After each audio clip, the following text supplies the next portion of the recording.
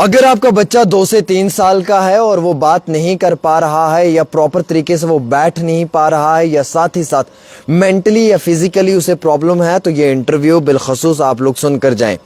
जम्मू कश्मीर के लोगों के लिए खुशखबरी का पैगाम है हमारी जानिब से। हमारे साथ आज डॉक्टर तौराफ जी हैं और डॉक्टर मुजफ्फर जी हैं।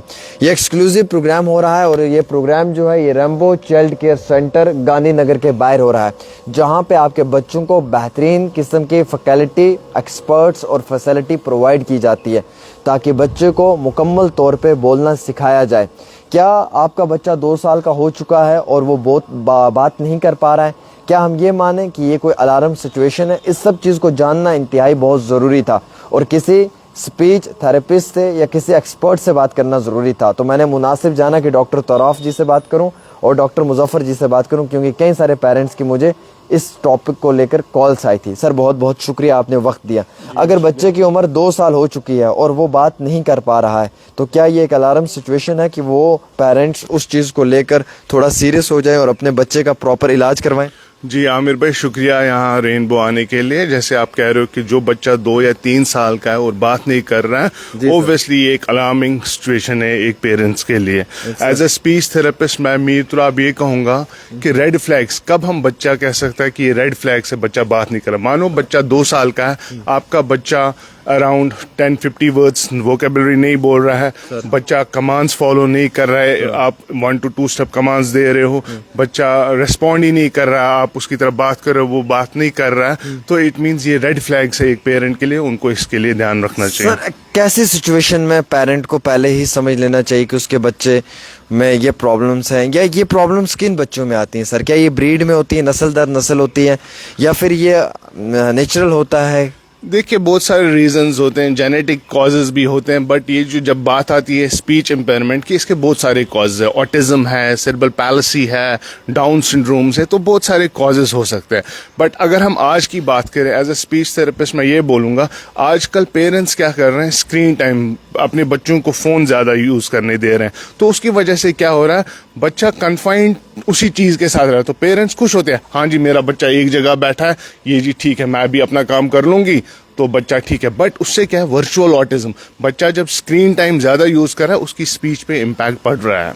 तो ये सर इसका क्या इलाज है सर? देखिए यूजुअली जो इसका ट्रीटमेंट है एज ए स्पीच थेरेपिस्ट, मैं ये कहूँगा इट्स अ रिहेबिलिटेशन प्रोसेस। ठीक है, इसमें कोई मेडिकेशन नहीं। देखो ये कोई ऐसी प्रॉब्लम नहीं है जिसमें हमने दवाई दे दी और बच्चा ठीक हो गया। ठीक है, इसमें एक रिहेबिलिटेशन प्रोसेस है जिसमें डिफरेंट थेरेपिस्ट होते हैं। एज अ स्पीच थेरेपिस्ट मैं ये कहूँगा कि हम स्पीच थेरेपी देते हैं। Speech therapy is like we teach kids क्या है, डिफरेंट एक्टिविटीज़ है, क्या तरीके हैं जिससे हम बच्चा जिसमें ये लैक हो रहा है, डिले हो रहा है, उसको हम वापस कैसे लाएं। सर मैं आपसे ये जानने की कोशिश करूंगा कि कई सारे बच्चे मैंने देखा आपके पास आते हैं, पेरेंट्स इनके साथ आते हैं। एक पेरेंट के लिए इस सब चीज़ में सबसे डिफिकल्ट चैलेंज क्या रहता है? देखिए सबसे बड़ा चैलेंज यही होता है कि हमें रियलिस्टिक एक्सपेक्टेशंस देनी होती है, क्योंकि मैंने आपको पहले ही कहा कि कोई ऐसी दवाई नहीं है कि मैंने दवाई दे दी और बच्चा ठीक हो गया। ये टाइम कंज्यूमिंग थोड़ा है, बट कहते हैं ना प्रिजर्वेंस प्रिवेल, सब्र का फल मीठा होता है। तो यूजुअली पेरेंट्स को ये होता है, हाँ जी पहले देखिए हमेशा जब पेरेंट हमारे पास आता है वो हमेशा डिनाइल मोड में होता है, वो एक्सेप्ट करने को तैयार नहीं है कि बच्चे में प्रॉब्लम है। तो सबसे पहले हमें एक पेरेंट को एज अ प्रोफेशनल उस डिनाइल मोड से निकालना पड़ता है कि ये क्या चीज़ है, और ये टाइम कंज्यूमिंग है। बट यस, कहते हैं ना हर किसी चीज़ के लिए एक ट्रीटमेंट बेटर है, अर्ली इंटरवेंशन। जितना बच्चा हमारे पास जल्दी एज में आएगा उतना उसका प्रोग्रेस अच्छा रहता है, और जितना बच्चा रिकवरी प्रोसेस इसमें क्या रहता है सर? देखिए ये डिपेंड होता है सीवियरिटी। मैं आपको ये नहीं कहूँगा कि हाँ जी आपका बच्चा 1 या 2 दिन में ठीक होगा या 1 महीने में होगा।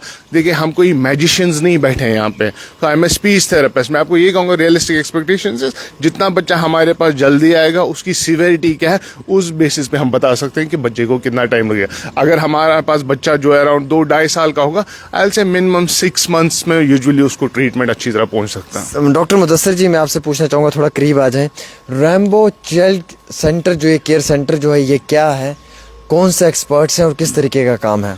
Rainbow child care centre basically एक रिहेबिलिटेशन सेंटर है जहाँ पे हम न्यूरो डेवलपमेंटल डिलेज या प्रॉब्लम्स है उनका यहाँ पे ट्रीटमेंट करते हैं। तो रेनबो चाइल्ड केयर जम्मू में जो रहने वाले लोग हैं, हमारे कश्मीर में भी सेंटर्स हैं। अब हमने जम्मू में इनिशिएटिव लिया है क्योंकि जम्मू में बहुत पेरेंट्स हमें कॉल कर रहे थे कि उनके बच्चों को स्पीच थेरेपी अवेलेबल नहीं है, ऑक्यूपेशनल थेरेपी अवेलेबल नहीं है।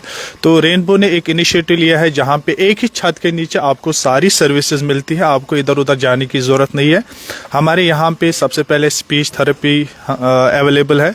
हम यहाँ पे ऑक्यूपेशनल थेरेपी, जिन बच्चों को सेंसरी या एडीएल्स में प्रॉब्लम्स है उनके लिए ऑक्यूपेशनल थेरेपी का यूज़ कर यहाँ पे फैसिलिटीज़ प्रोवाइड करते हैं। हमारे यहाँ पे एबी है या बिहेवियरल थेरेपी, जिन बच्चों को बिहेवियरल या इमोशनल प्रॉब्लम्स है। हमारे यहाँ पे स्पेशल एजुकेशन है, जिन बच्चों को पढ़ने लिखने में या लर्निंग डिफिकल्टीज या लर्निंग डिसेबिलिटीज़ है उनके लिए प्रॉब्लम्स सोल्यूशंस है। ये कोई कोर्सेज होते हैं, क्लासेस होती हैं, कैसे होता है? हम बेसिकली क्या करते हैं, we believe in early intervention and we believe कि दीज किड्स हैव डिफिकल्टीज। और जितना बच्चे में डिफिकल्टीज होते हैं, बेसिकली सोसाइटी में एक मिथ है, we are not denying it, basic somehow it is. कुछ बच्चों के लिए ये लागू होता है कि आप बच्चे को स्कूल या क्रैच भेज दीजिए, ये ठीक होगा। लेकिन सम पेरेंट्स डोंट एक्सेप्ट कि बच्चे में डिफिकल्टीज है, चैलेंजेस है, इसलिए इस बच्चों को इंडिविजुअल अटेंशन की ज़रूरत होती है। तो rainbow is not working like others. तो हमारा यहाँ पे 1-to-1 सेशंस होता है क्योंकि इस बच्चे को स्पेशल अटेंशन की ज़रूरत होती है, तभी ये इम्प्रूव करेगा। एक्सपर्ट्स हैं सर अभी आपके पास? हमारे पास यहाँ पे मैंने कहा ना कि डिपार्टमेंट्स हैं। हमारे हर डिपार्टमेंट में हमारे यहाँ पे फैकल्टीज है, स्टाफ है, हेड्स है।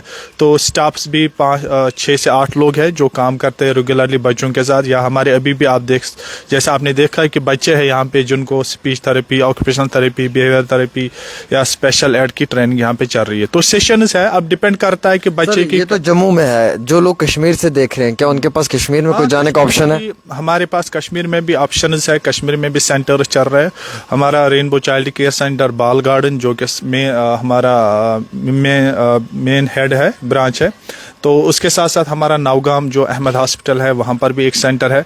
जो पीरबाग में है मॉडर्न ENT, वहाँ पर भी हमारा सेंटर चल रहा है, जहाँ पे ये सारी फैसिलिटीज़ आपके बच्चों, पेरेंट्स के लिए हमने अवेलेबल। सर बच्चों के साथ साथ अगर हम बात करें कुछ बड़ी उम्र के लोग, अगर उनमें कुछ डिफिकल्टीज है तो क्या उनके लिए भी पॉसिबल हो सकता है? लाइक बड़ों के लिए अगर कहीं पे स्ट्रोक पेशेंट है, एफेजिया है, डिसऑर्थिया है या कोई और है जिनको ये सारी प्रॉब्लम्स है, उनके लिए भी हमारे यहाँ पे फैसिलिटीज़ है। जिनको एडल्ट्स को लाइक हेयरिंग में जो थोड़ा सा लगता है कि मुझे कम सुनाई दे रहा है, टेनाइटिस प्रॉब्लम है, हेयरिंग इम्पेयरमेंट है, उनका भी यहाँ पे सोल्यूशन है। इसके साथ साथ मैं ये भी कहना चाहता हूँ कि जो बिलो 3 साल के बच्चे हैं जिनमें कंप्लीट 90% तकरीबन हेयरिंग इम्पेयरमेंट है, तो रेनबो चाइल्ड केयर ने एक इनिशिएटिव लिया है। हम उनकी फ्री ऑफ कॉस्ट सर्जरी करा रहे हैं, जो कि 8 से 9 लाख की सर्जरी होती है, हम टोटल में वो फ्री करते हैं। बट पेरेंट्स को थोड़ा सा रहने के लिए कुछ एक्सपेंसेस लगता है वहाँ पे, रेस्ट जो सर्जरी होती है वो फ्री ऑफ कॉस्ट होता है। और जिन एडल्ट्स में मेंटल हेल्थ प्रॉब्लम्स होती है, like depression, anxiety, PTSD, personality problem, या किसी को IQ टेस्ट करना होगा, किसी को कोई और साइकोलॉजिकल टेस्ट करना, वो सारी फैसिलिटीज भी हमने यहाँ पे अवेलेबल रखी है। सर फाइनली जम्मू कश्मीर के लोगों के नाम क्या पैगाम देना चाहेंगे? बस मेरा यही मैसेज है, पैगाम है कि घबराना नहीं है, कि we are here to help you people. जहाँ पर भी लगे कि कहीं पे कोई डिफ़िकल्टी आ रही है, कोई चैलेंज आ रहा है, कोई बर्डन है आप लोगों के लिए, तो हमारे साथ आप कांटेक्ट कर दीजिए। We will help you people कि कैसे इस प्रॉब्लम से निकलना है। क्योंकि वी हैव सीन पेरेंट्स क्योंकि जो बहुत ज़्यादा इमोशनली डिस्टर्ब हो गया है कि जब वो देखते हैं कि उनके बच्चों में ऑटिज्म है, ADHD है, डाउन सिंड्रोम है, CP है।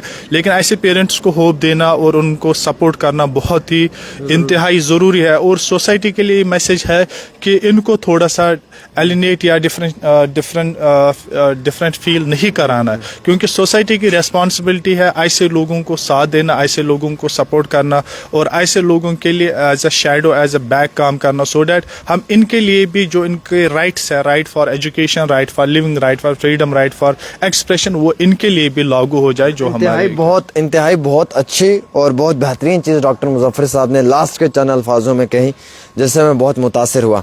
रेनबो चाइल्ड केयर सेंटर ऐसा जहाँ पे आपके बच्चा अगर बोल नहीं पा रहा है, 1-2 साल हो गए, बैठ नहीं सकता है, स्पीच में प्रॉब्लम है, सुनने में प्रॉब्लम है, कई सारे इश्यूज होते हैं बच्चों के अंदर। बहरहाल मुझे तो इतना इस पे नॉलेज नहीं है, इल्म नहीं है।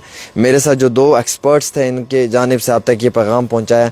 आप दिए हुए नंबरात पे रब्ता भी करें, आप कॉल्स करें, आप यहाँ पे आएँ, अपने बच्चे को लेकर आएँ, बिलखसूस उसके एडमिशन करवाएं, उसके रजिस्ट्रेशन करवाएं, और आप देखें कि उसमें कितनी ज़्यादा चेंजिंग्स धीरे धीरे आना शुरू हो जाएंगी।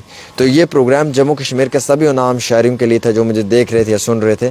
मैं उम्मीद रखता हूँ कि आप सब लोग इसके बाद अपनी राय ज़रूर देंगे इस प्रोग्राम में। एक छोटी सी पेशकश आमिर सुहेल के साथ।